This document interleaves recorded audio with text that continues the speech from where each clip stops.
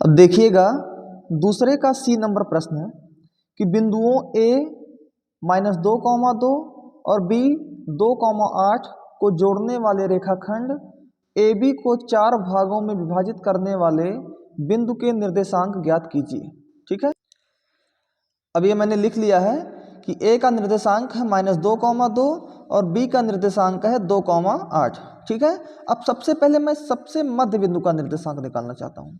तो अगर मैं मध्य बिंदु का निर्देशांक निकालूंगा तो यहाँ से यहाँ तक आपका M1 होगा, है ना, क्योंकि 4 बराबर भागों में बांटा गया है। ये भाग, ये भाग, ये भाग और ये भाग, चारों भाग बराबर हैं।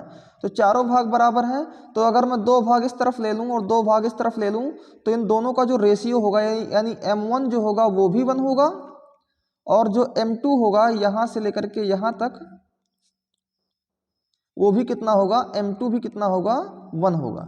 यानी इन दोनों का रेशियो M1 इस टू M2 यानी 1:1 आएगा। ठीक है, तो अगर मैं यहाँ निर्देशांक मान लीजिए निर्देशांक आपका पॉइंट P, और अगर मैं P का निर्देशांक निकालना चाहूँ Px, y का, तो Px, y का निर्देशांक क्या होगा, उसका जो फॉर्मूला होगा वो क्या होता है, मध्य बिंदु के निर्देशांक का फॉर्मूला होता है x1 + x2/2, x1 + x2/2,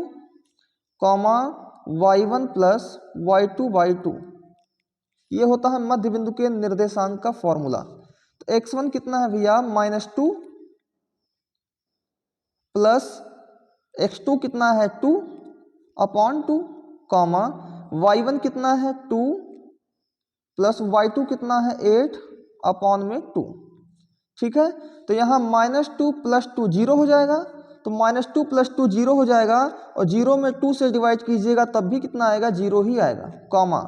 2 + 8 कितना होता है 10 और 10/2 कीजिएगा तो कितना आएगा 5, यानी Px, 5 y कितना आएगा 0,5, यानी ये निर्देशांक कितना आ जाएगा 0,5 आ जाएगा।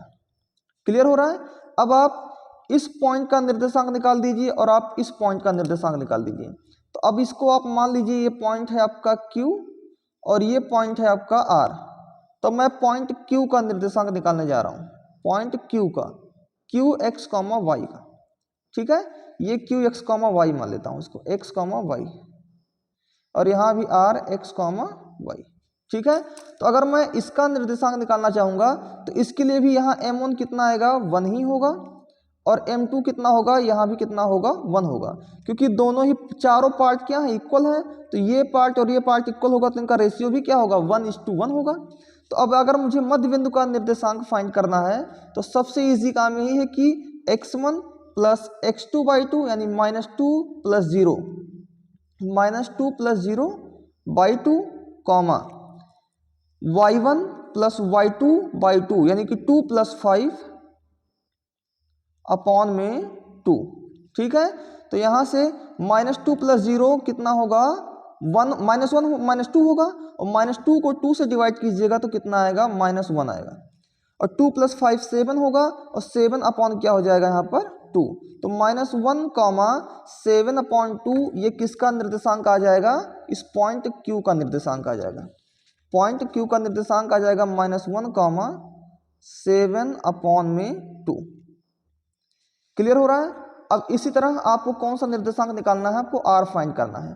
तो अगर मुझे R फाइंड करना होगा तो इसके लिए भी यहाँ से यहाँ तक ये क्या होगा, M1 होगा, और M1 की वैल्यू यहाँ 1 होगी, और यहाँ से M2 की वैल्यू क्या हो जाएगी, 2 हो जाएगी, यानी इक्वल रेशियो में होगा। अगर मध्य बिंदु का निर्देशांक निकालना है तो वही फार्मूला, इस बार कौन सा पॉइंट है आपका, पॉइंट नंबर R है। तो R का निर्देशांक फाइंड करना है, लिखेंगे R, x, y is equal to वही फॉर्मूला x1 + x2/2,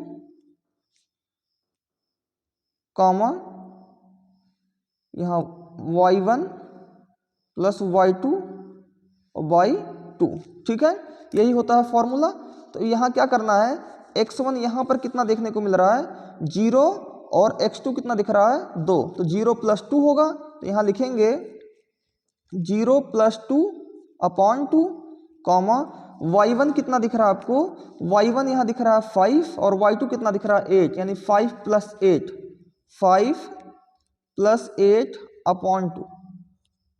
ठीक है। तो यहाँ से 0 + 2/2 यानी कि 2/2 हो जाएगा 1, कॉमा 8 5 13/2 कितना हो जाएगा 13/2।